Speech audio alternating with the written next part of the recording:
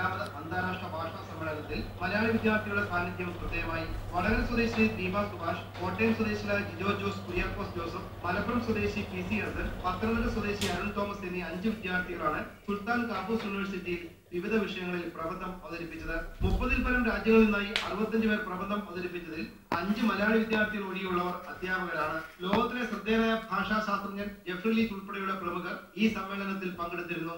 ആശയവിനിമയ വൈകല്യമായ ഓട്ടിസം ബാധിച്ച രോഗികളുടെ ആശയവിനിമയ തടസ്സങ്ങളും സാമൂഹിക ഇടപെടലുകളിൽ നേരിടുന്ന ബുദ്ധിമുട്ടുകൾ എന്നിവയെ എങ്ങനെ പരിഹരിക്കാമെന്ന പ്രബന്ധമായിരുന്നു ദീപ, ജിനു, ജോസഫ്, ഹസൻ എന്നിവർ അവതരിപ്പിച്ചത്. പത്തനംതിട്ട സ്വദേശി അരുൺ തോമസ് മലയാളികൾക്ക് അഭിമാനമായി. മലയാള ഭാഷയെ ആസ്പദമാക്കിയാണ് അരുൺ പ്രബന്ധം അവതരിപ്പിച്ചത്. ഇത് മലയാളത്തെ സ്നേഹിക്കുകയും പഠിക്കുകയും ഗവേഷണം നടത്തുകയും ചെയ്യുന്ന വിദ്യാർത്ഥി സമൂഹത്തിന് കിട്ടിയ അംഗീകാരമായാണ് അരുൺ തന്റെ നേട്ടത്തെ വിലയിരുത്തിയത്. വിനോ, ഏഷ്യാനെറ്റ് ന്യൂസ്, ഒമാൻ. 18ാമത് ദുബായ് അന്താരാഷ്ട്ര ബോട്ട് ഷോ സമാപിച്ചു.